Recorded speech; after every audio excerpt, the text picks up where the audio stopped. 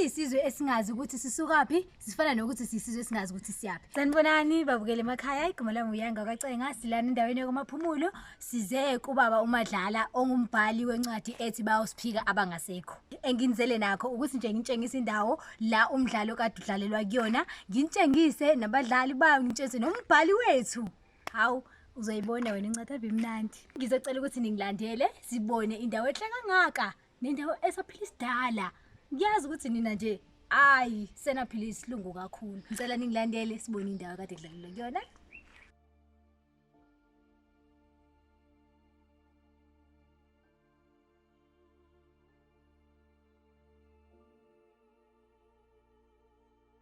Sanibonani babukele emakhaya, usephinde wabuya-ke uma landela ngokulandela iy'nkomo zamanye amadoda.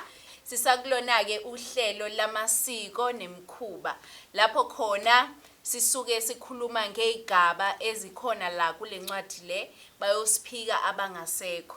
Namhlanje-ke sizokhuluma ngesigaba sesine, lapho khona sikhuluma ngokucela, ukulobola, nengqibamasondo. Njengoba nazi-ke ukuthi angihambi ngedwa, ngihleze ngihamba nobaba uthi Madlala okuyena umbhali wale ncwadi le bayosiphika abangasekho. Baba siyakubingelela futhi ohlelweni. Sicela uzithule futhi. Cha ngiyakwemukela Madlamini. Kuyohlale kuyintokozo njalo ukuthi silokhu sihlangana ngaphansi kwalolu hlelo esihlangana kulona. Ngibingelele kakhulu nakubabukeli engikholwa ukuthi sebeya ngokuya babujwayela lobu buso bakwaMadlala. Impela ngoba sekuneyikhashana sivela. Sikholwa ukuthi sizolokhu sicathulisana nje njalo. Nabo ababukeli bolokhu bevela nembono ukuze siyakhe lendlu yethu yamasiko iqine. Siphendule la esikhona khona ukuthi siphendule. Baba namhlanje isifiso sami ukuthi sikhulume ngesigaba sesine okucela, ukulobola, nengqibamasondo. Ngabe baba umehluko phakathi kokucela nokulobola ukephi? Uma sikhuluma ngokucela lapha mhlambe singakubeka njena ngokuthi kuvela okokuqala kubo kwentombazane enisuke nifuna ukuyilobola. Njengoba nivele kokuqala njena nisuke nisazocela phela kubo ukuthi benganivumela yini ukuthi nilobole niqhubeke nohlelo kuyilobola. Nisuke ningakaqali ukulobola, nisuke nisazocela nje ukuthi banivumela yini abakubo ukuthi ningaluqala lolu hlelo lokuthi kulotsholwane.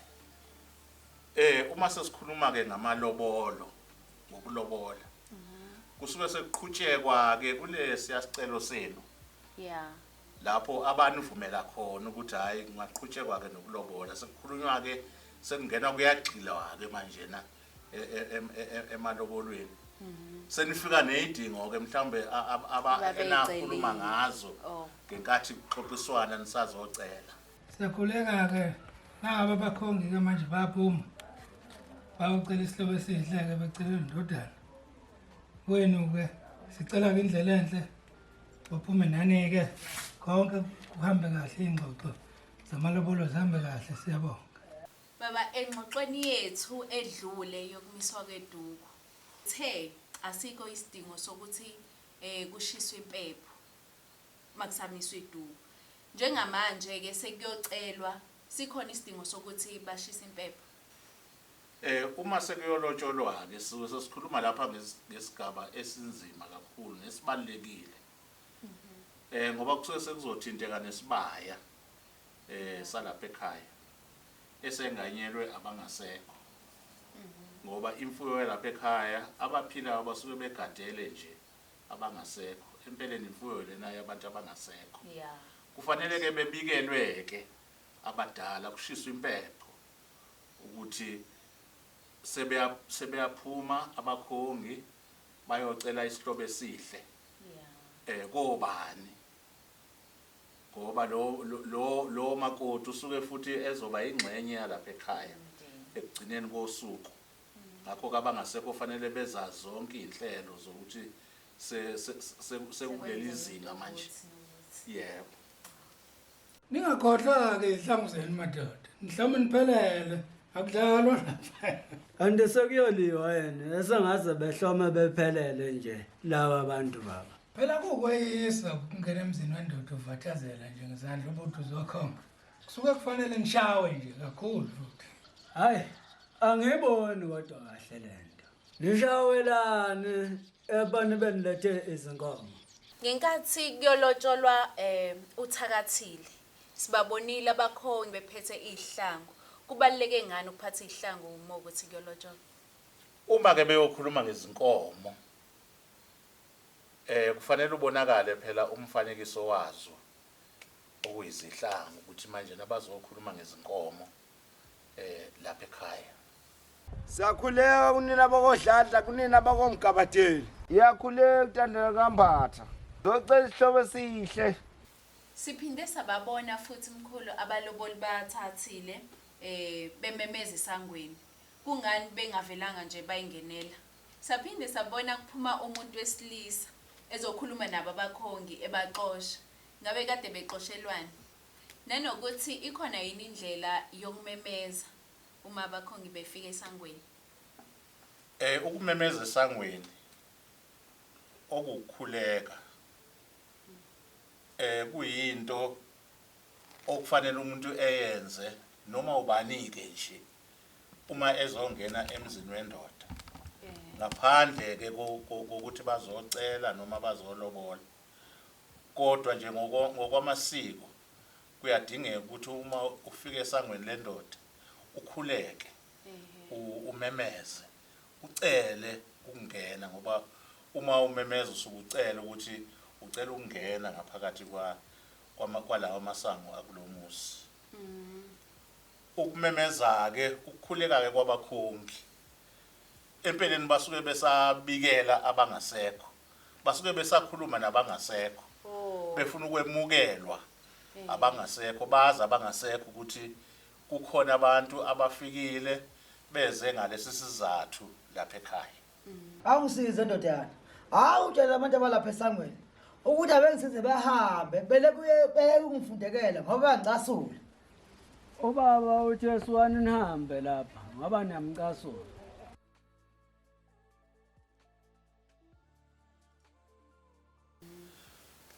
Mayelana nokuxoshwa ke kwabo empeleni abakhongi abancengwa uma besafika njena okokuqala kufanele kube sengathi ubaba wakhona ubengakathandi ukuthi ingane yakhe ilotsholwe ngoba uma bemukelwa nje kalula kuvele kube sengathi leyo ntombi bekuyinto esixoshwa nje ekhaya okuthiwa iyohamba nini. Uma sekukhona abamemezayo abangene benze lokho behambe beyithathe ihambe ngoba asayidingi vele lapha ekhaya into exoshwayo. Esingakwenza nje ukuthi nikhiphe imali yokweqa umgoqo lapha nesangweni inikwe ongenisile. Baba sibone laphana abakhongi bezocela. Kwathiwa akukhishwe imali yomgoqo yalo muntu lo obangenisa esangweni. Imali enjani leyo? Uma abakhongi bezocela bavivinywa ngeindlela ezehlukene ukukhombisa ukuthi bayimisele kangakanani ngalento abeze ngayo lapho. Imali yokweqa umgoqo ke imali leyo esuke izonikwa lo mfana noma leso sithunywa esithunywe kubona ukuthi sibangenise. Leyo mali kusuke ngeyakhe ke eyomsebenzi owenzile nje ukuthi eyobahlangabeza esangweni ezeyongena nabendlini. Umgoqo ke nje uwodwa yini umgoqo? Umgoqo kuba ugodo njena olumiswayo ukuthi hayi bayolweqa lolu godo ngemali. Hayi sekuyacaca ke manje. Esikhathini samanje baba sithole makuzolotsholwa amantombazane kanye nalo ozolotsholwa bezimboze ngeengubo kuthiwa abakhongi abakhombe onguwabo Kodwa lana sibona uthakathile eqhamuka nje namantombazane engayimbozile yena. Ngabe ikuphi okuyikona kona okwenziwayo? Bayayimboza noma abayimbozi? Okubalekile lapha uma bengena inhlonipho okufanele ukuthi beyikhombise ukugaqa ngamadolo. Bengangeni nje behamba ngeinyawo. Iyona inhlonipho ebalekile leyo okufanele ukuthi beyikhombise uma bengena. Ngoba manje uma sebengena beyimbozile bazoyibona kanjani inswebu phela laba abakhongi ngoba kufanele uma kuthiwa niyamazi yini kufanele kube umuntu abambonayo ukuthi hayi nangu siyamazi nangu. Niyabazi ubona laba bantu. Sicela ukuvuma ngamakhulu amathathu. Sibone izintombi zithi icela ukuvuma ngemali ukuthi bayabazi nabakhongi. Leya mali leya abayikhiphayo ibizwa ngani? Le mali ekhishwayo laphana intombi isuke ifuna ukuthi phela abakhongi bezibonge ngokuvuma kwazo. Oh. Ngoba leyo mali zisuke izohlukaniselana yona intombi zonke lezi ezisuke kade zikhona ekuvunyweni kwabakhongi. Leya mali ke isibizo sezintombi ngoba imali esuke ibizwe izintombi. Mkhulu uma kulotsholwa ke ikuphi ke okuhamba phambili? Lapha kuma kulotsholwa ukuqala njengoba bese sishilo ukuthi kudingeka ukuthi bekhiphe imali yokweqa umgoqo. Uma ke sebeyikhiphile leyo mali sebeyaqala ke bayazana ke. Sizoqala sazaneke madoda ngoba sesidlula izivunguvungu. Mina ke ngusigebengu wakhona lapha ekhaya kwaDladla. Lo hlezi ngalena ke ekuqaleni umfowethu uNkovu okuyena ke omnikazi womuzi. Laba kabanye nibabonayo uzalo lwakwethu. Mina nginguzanguza wasemjekeni. Unkolotshe ke wakwakhuzwayo lo. Bese kubuzwa ukuthi kodwa ngabe niyamazi yini lo enize ngaye. Sekudingeka ukuthi ke kubizwe ke intombi zizohlala lapha intombi bese bemkhomba lo abeze ngaye ukuze kubonakala ukuthi bayamazi ngempela yini abadidekile yini. Bese kuba khona ke leyo mali ke yokuvuma kwazo ke intombi eyisibizo sazo intombi. Emva kwalokho ke kube sekuxoxiswana kancane ngenhloso yokuza kwabo lapha nokuthi idingo zabangakubo kwantombazane iziphi. Ngaleso sikhathi ubaba akakakhulumi. Usathule nje. Sakhuluma umalume. Yebo kuzothi ke ngokuhamba kwesikhathi bese bekhunjuzwa ke ukuthi bakwethu angithi sihlezi nje niyabona ukuthi asikhulumi sonke lapha. Kukhona ongakhulumi okuyise wengane. Ngakho ke kudingeka ukuthi nimqaqe amazinyo. Nimvule umlomo, inqaqa amazinyo noma imvula mlomo. Okusho ukuthi inqaqa amazinyo noma imvula mlomo kuyisipho sika baba onikwa sona ngesicelo sokuthi naye akabambe iqhaza einkulumeni ezisuke zikhona. Izinto ke eziyaye zibizwe ke kuyaye kubizwe izinto eziphathelene nomama kubizwe nezinto eziphathelene nobaba. Kuba khona isibizo sika baba, isibizo nje esingahlangene nezinkomo esihamba sodwa kuyisipho nje sika baba ukuthi hayi uyabavumela ukuthi beqhamuke beqale ilokhuzana umkhankaso lona wokulobola ingane yakhe.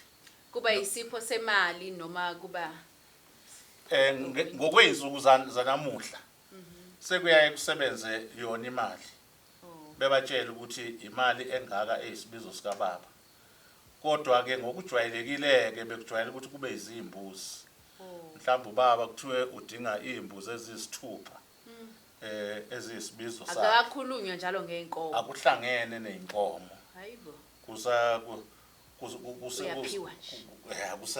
kuseyisipho nje na sika baba akukangenwa einkomeni bese kukhulunywa nangeibhamba ke ibhamba izinto eziyisayibizo zonke lezo ukuthi sifuna isibhamba sika mama okusho isibhamba wayeyibopha ngaso emva kokuzala lengane abanye bese besho ukuthi inani lesibhamba lingaka bese bekhuluma nangochato ukuthi phela kufuneka nikhumbule ukuthi yayibuye iphathwe umkhuhlane lengane kudingeka ukuthi umama eyichathe ngakho ke inani lochato esilidingayo kinina ileli mawukuthi abakhongi bafika nalo chatho akunankinga noma kudingeka imali nje hayi lapho kusuke kungakhulunywa ngochato lapho kukhulunywa ngezipho ngezipho ezimali so sekukhulunywa sekusetshenzwa imali lapho mhlawumbe uzothi hayi uchatho lwami ngifuna amakhulu ayisihlanu opondo sekusebenza nje imali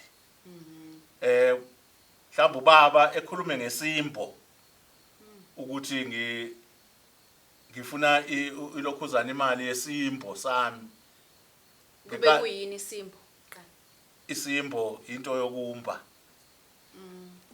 ikakhulukazi usuke ekhuluma lapho ngokuthi wayehamba lengane igula eya entabeni eyomba eyoyimbela amakhambi okuyelapha ngakho ke uyayifuna leyo mali kubakhongi ukuthi abayikhiphe leyo mali bemkhokhele ngoba wasebenza kanzima esebenzela lengane ukuzikhule njoba sebeyibonisa izintombi njengamanje sike sizwa abakhongi mebezolobola bememeza isangweni ukuthi bazolobola ngeenkomo ezukuthi ophethe inkomo zoboya umemeza ngendlela efanayo nalowo ophethe inkomo zemali yakhuleka intandane kwambatha ikhuleka ngesithole sibafazi bewela ikhuleke ngesilunga ikhuleke ngenkabe enkone ngoba sizwe omalume bakathakathile bebabuza ukuthi zikhona yini le inkomo lezi kade beyimemeza lapha esangweni kodwa ikhona zona lezi inkomo esibayeni noma nibala amatshongoye empeleni uma kumenyezwa eswangweni akumenyezwa ngemali kumenyezwa ngezinkomo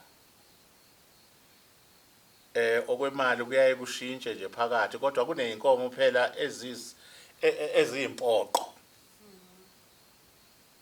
lezi okuyizona okumenyezwa ngazo ke lezi eyintathu okudinga ukuthi bememeze ngazo laba baphethe imali noma laba beyinkomo zoboya uma nje bezomemeza esangweni ukuthi baphetheni kodwa funeka bememeze ngeinkomo bememeze bebali okungenani imbala emithathu ngisho bephethe imali yebo ngoba isuke zisidingo esikhulu lezi inkomo ikakhulukazi inkomo ezisidingo esikhulu ileka baba okuyimvuma abangeke nangephutha beyishintshe benze imali bese kuba yileka mama ewumqhoyiso abangeke beyishintshe nangephutha beyenze imali iyadingeka ukuthi kube inkomo lezi inkomo kube izinkomo ezoboya ngakho ke kuyaphoqa ukuthi abamemeze ngazo ke uma sebelapha na esangweni ngoba zisidingo vele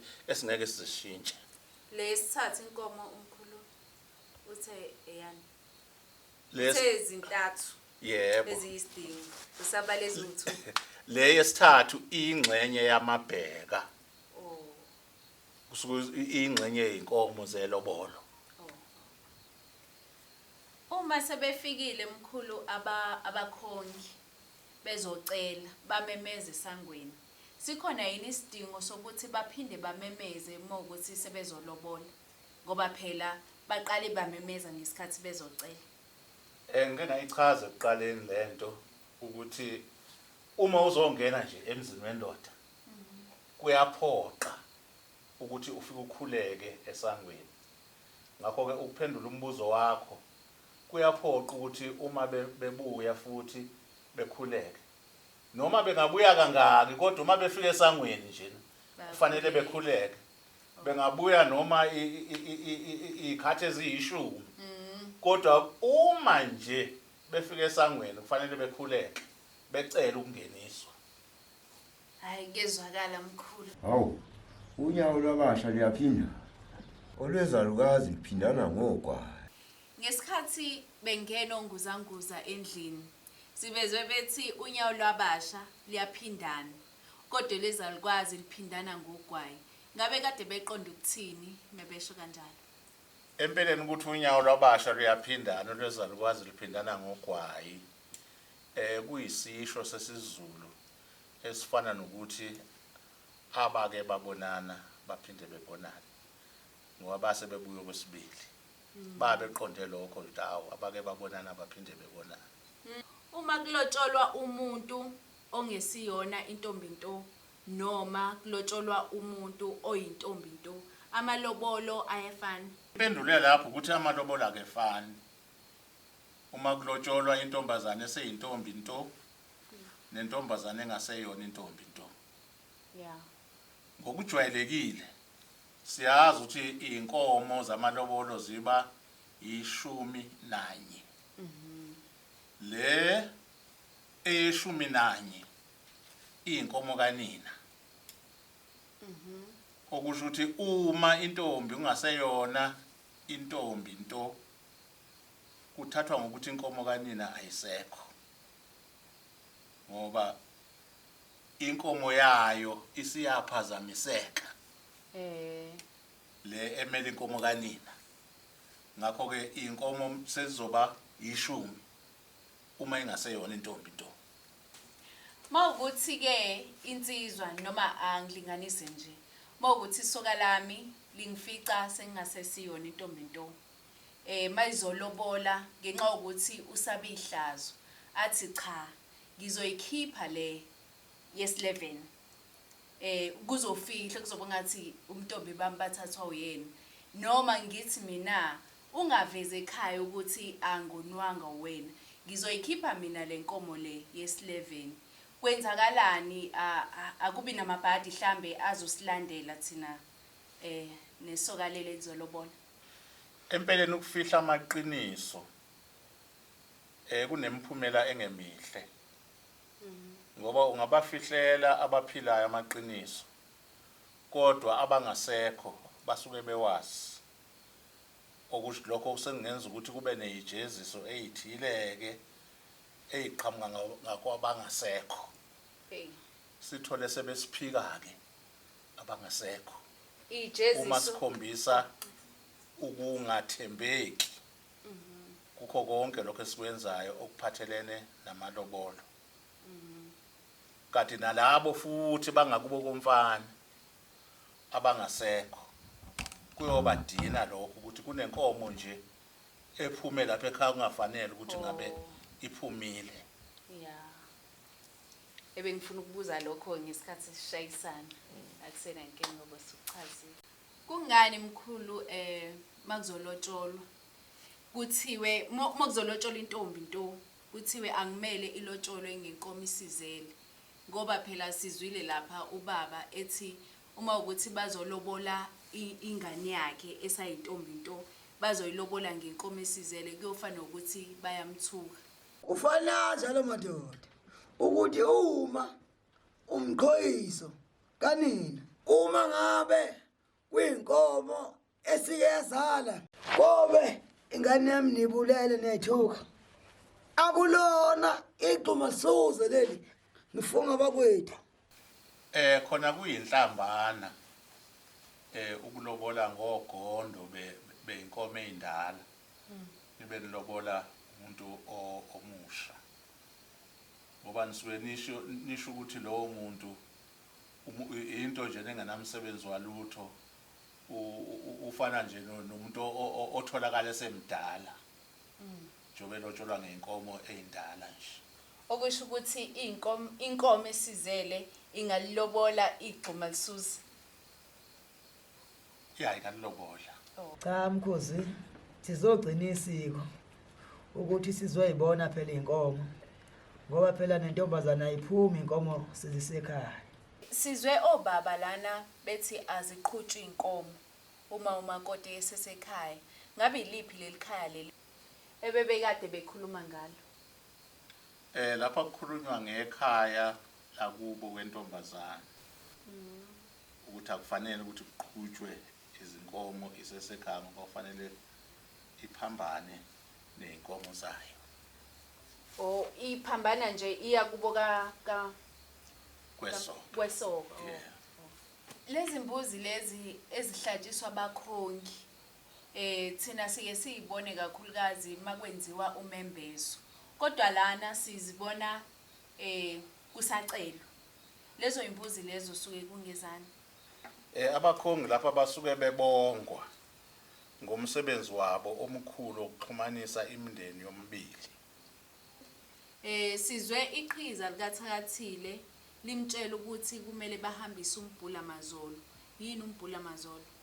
Umbhulamazolo lona umbondo ohanjiswa kubo komfana. Kubongwa abakhongi ngokufika kwabo bezolobola. Kuthathwa ngokuthi njoba sazi ukuthi abakhongi bafike ekseni ukuthi babehambe bebhula amazolo bephendla indlela yokuzolobola. Ngakho ke lo mbondo kubusubizwa ngokuthi umbhula amazolo.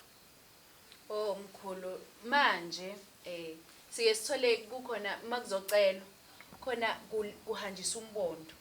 Uyacela umkhwenyana hanjisa umbondo aphinde futhi azolobola kuphinde kuhanjiswa umbondo esekuhanjiswa umbondo omkhulu. Iba mingaki imbondo uba wodwa noma kuyaye kuye na ngokuthi mhlambe intombazane ithanda kangakanani ukuhambisa leyo mbondo ngoba enye intombazane iyaye ukuthi njena kungonakele lutho ifuna ukujabulisa abasemzini kubonakala isiqhamuka nombondo mhlambe ngoKhisimusi sibaniya kodwa imbondo ebalekile yiwo lona owumbhulamazolo bese kuba Nengqibamasondo uma sebelobolile baqeda sekuthiwa kugqitshwa amasondo ke manje na einkomo. Lembuzi lena okuthiwa indlakudla kamkhwenyana imbuzi yani? Empeleni umkhwenyana akuvumelekile ukuthi edle ukudla kwasekhweni lakhe noma kanjani. Kufanele ukuthi ke enikwe lembuzi. Uma enikwa lembuzi unikwa ilungelo lokuthi uma efika ekhweni lakhe usengadla ekhululeke. Lembuzi lena okuthiwa ubikibiki suye kungiyani futhi kungani kumele ihambe phambili? Imbuzi eqondene nomama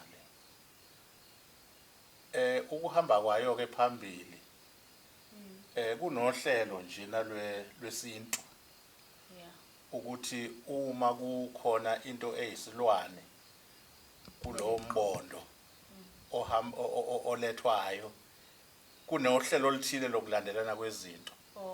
Lokho okuyisilwane njalo kufanele kuhambe phambili ngoba ikhona okuthathwa ngokuthi kuyisipho esibalekile samadlozi. Kufanele bebone sona kuqala sihamba phambili.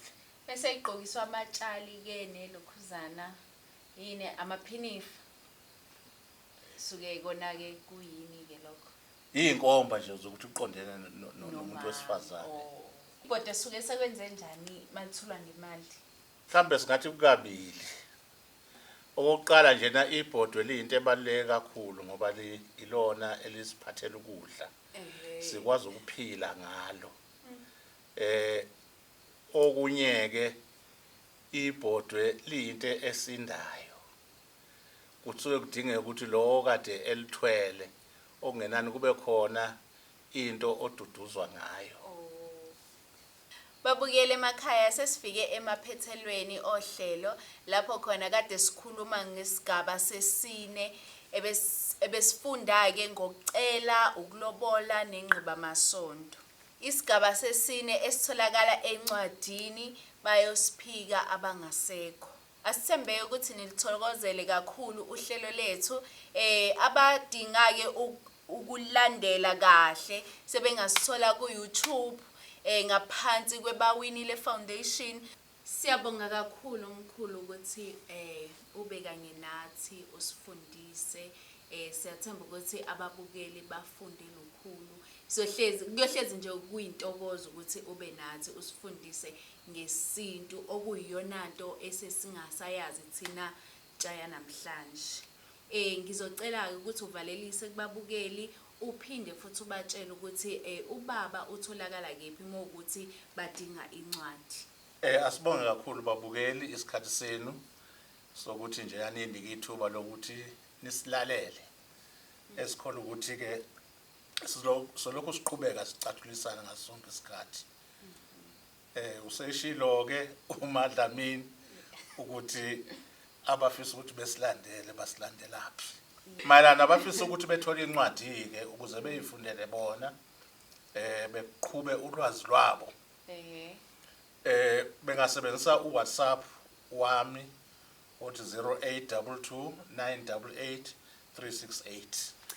Siyathemba ukuthi bayibambile inamba babukeli, bebengayibambile ke sebengakhuluma ke nathi ku YouTube.